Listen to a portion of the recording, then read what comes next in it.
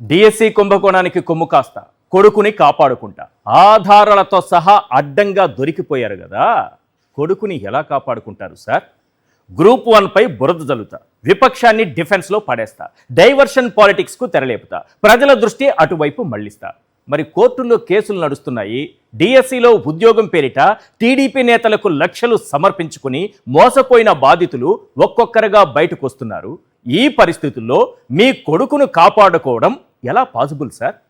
కొత్త టీచర్లతో కొండారెడ్డి బురుజుపై లోకేష్కు జేజేలు కొట్టిస్తా, మా మంత్రులు నేతలను ఆ టీచర్ల ఇళ్లకు పంపి జబర్దస్త్ స్కిట్లు చేయిస్తా, మండలిలో చర్చకు చోటివ్వకుండా అసెంబ్లీలో ఏకపాత్రాభినయం చేస్తా. అదేంటి సార్? ఓవైపు ప్రతిపక్షం, మరోవైపు జంజి, ఇంకోవైపు బాధితులు రోడ్డెక్కుతున్నారు కదా. ఇంకెలా కాపాడుతారు మీ కొడుకుని? నిరుద్యోగుల జీవితాలు నాశనమైన, అర్హత లేని టీచర్ల చేతిలో రేపటి పౌరుల భవిష్యత్తు బుగ్గిపాలైనా నా కొడుకు, అతని పదవి సేఫ్గా ఉండడమే నాకు ముఖ్యం.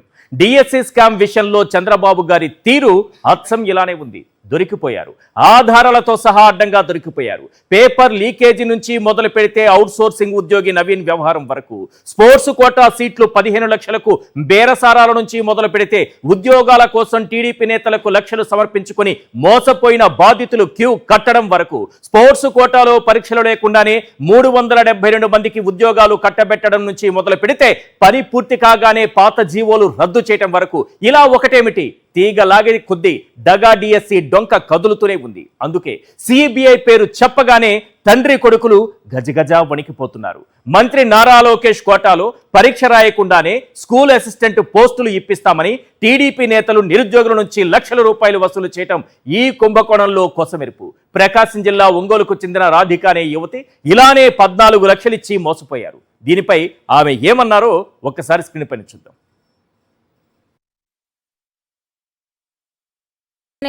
నాకు లోకేష్ అన్న దగ్గర తెలిసిన వాళ్ళు ఉన్నారు, సమ్ ఫ్యామిలీ మెంబర్స్ బాగా క్లోజ్ ఉన్నారు.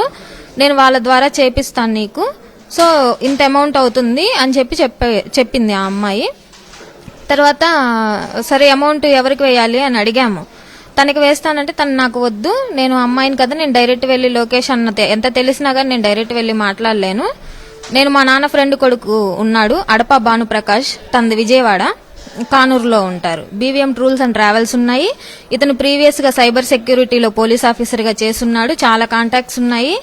నాకంటే ఇతనికే ఎక్కువ కాంటాక్ట్స్ ఉన్నాయి. నీకు మంచిగా నేను చేయలేకపోయినా నా బ్యాక్గ్రౌండ్ లో తను చేస్తాడని చెప్పడం జరిగింది.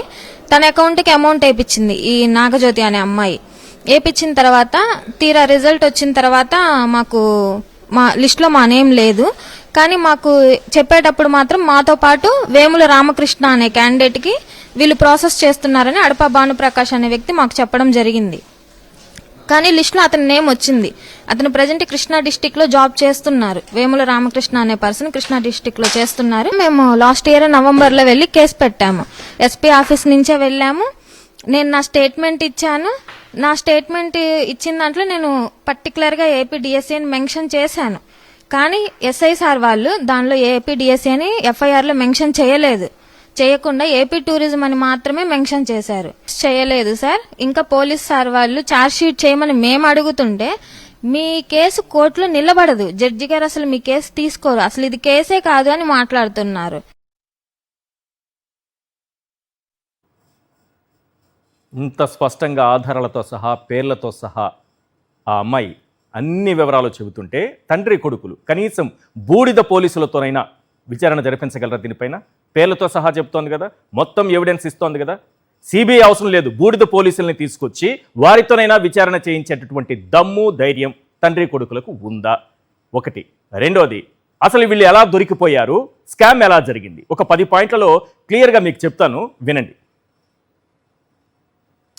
క్వశ్చన్ పేపర్ అప్లోడ్ చేసే బాధ్యతలు చూసినటువంటి ఎస్సీఆర్టీ ఉద్యోగి నవీన్ కు ఫస్ట్ ర్యాంక్ రావడం, పేపర్ లీకేజీ వ్యవహారం బయటపడగానే నవీన్ ఐడి లాగిన్ బ్లాక్, అలాగే డేటా మాయం చేయటం, ఫస్ట్ ర్యాంక్ వచ్చినా ఉద్యోగం రాకపోవడంపై అవుట్ సోర్సింగ్ ఉద్యోగి నవీన్ కోర్టు మెట్లు ఎక్కడం, స్పోర్ట్స్ కోటా పోస్టుల భర్తీకి జీవోఎంఎస్ 4 అలాగే 47 ఈ రెండూ తీసుకురావడం, డిఎస్సి టెట్ రాయకుండానే ఉద్యోగాలు ఇచ్చేయడం, స్పోర్ట్స్ కోటాలో 372 పోస్టులు భర్తీ కాగానే ఆ 2 జీవోలను గుట్టు చప్పుడు కాకుండా మళ్ళీ రద్దు చేయటం.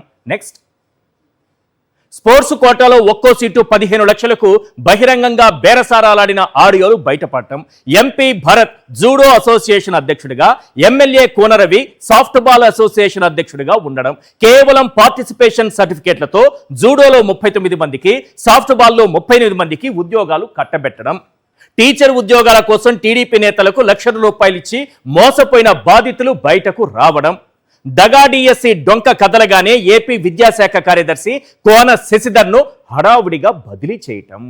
చాలా క్లియర్గా మనకు అర్థమైపోతుంది. ఈ పాయింట్లు చాలు స్కామ్ ఎలా జరిగిందని చెప్పడానికి, తండ్రి కొడుకులు ఎలా దొరికిపోయారు అని చెప్పడానికి. రైట్, అందుకే జగన్మోహన్ రెడ్డి గారు ఈ ఏపీపీఎస్సి వాళ్ళు ఆరోపిస్తున్నట్టుగా, అలాగే డిఎస్సి రెండూ కలిపి సిబిఐకి ఇచ్చేద్దామన్నారు. ఒకసారి జగన్మోహన్ రెడ్డి గారు ఏమన్నారు ప్లే చేయండి సార్.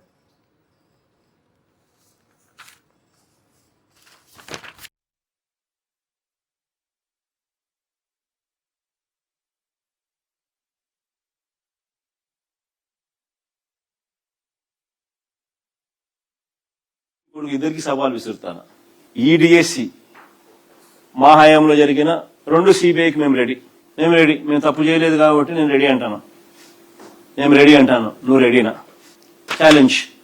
చంద్రబాబు గట్టిగా అడుగుతాను, ఆయన కొడుకుని ఇద్దరిని. డిఎస్సి 2025 పైనే కాదు, 2018 గ్రూప్ 1 నోటిఫికేషన్ మీద కూడా సిబిఐ ఎంక్వైరీకి మేము రెడీ.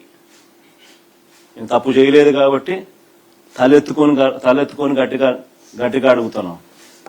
నువ్వు రెడీనా అని అడుగుతాను. రెడీ అయితే వెంటనే లెటర్ రాసి. రైట్, ఈ అంశాలపైనే చర్చను ప్రారంభిద్దాం.